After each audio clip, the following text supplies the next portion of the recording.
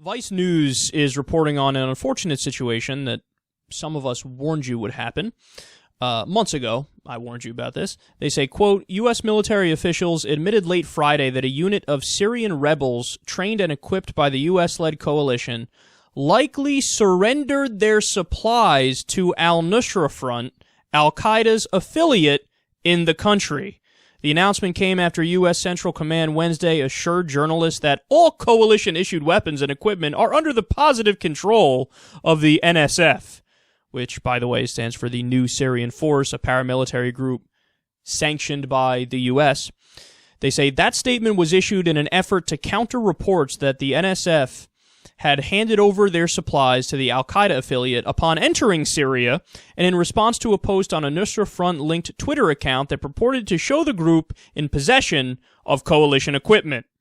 The acknowledgement is the latest blow to Washington's efforts to train a moderate rebel force to take on ISIS and counter other extremist militants in Syria.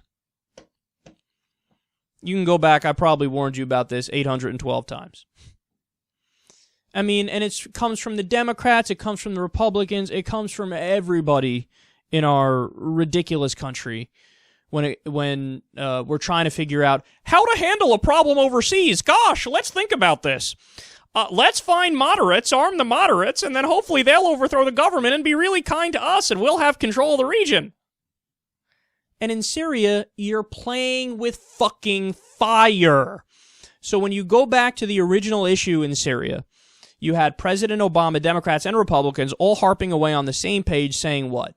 Assad is so bad, Assad is so evil, Assad is so wrong, he's doing human rights violations, we gotta fight Assad, we gotta topple Assad, we gotta bomb Assad.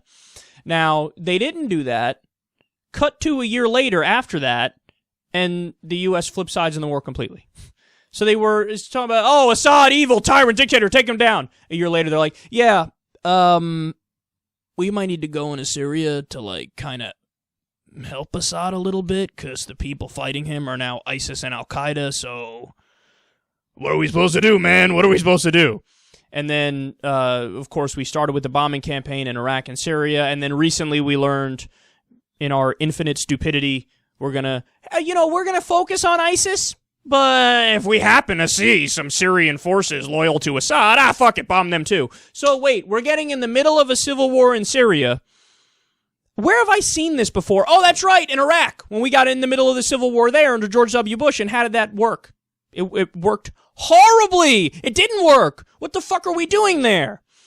And then the idea was a sham from the get-go, man. I mean, maybe in the very initial days of the revolution, there could have been some forces where people always say, well, they're doctors and accountants and lawyers and this and that, where they were part of the Free Syrian Army. They were relatively moderate Sunnis, that the U.S., we were on their side because we're against Assad because he's a Shia and he's backed by Iran and Russia. And maybe there was a brief window, kind of, sort of, not really, where we could have manufactured or micromanaged something to get rid of Assad and put in a government loyal to us.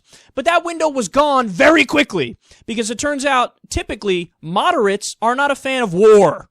So what happened? They fled to Syria, they fled to Europe. Now, almost everybody on the rebel side in Syria, it's ISIS, it's al-Nusra, and it's other jihadist groups. But Washington still said, nope, we can't have Assad in there, but we also don't like a lot of the rebels. Let's train people to be rebels, and they'll be this moderate force. And when they go in there, they're not going to align with other jihadists. No.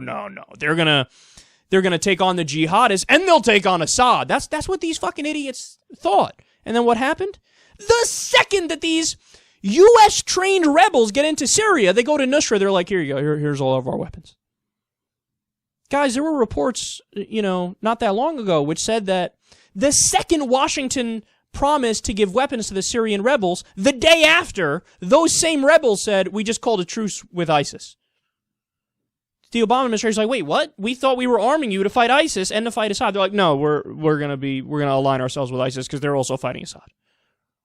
What the fuck are we doing? It's the same fucking thing over and over and over. How many times have we seen this?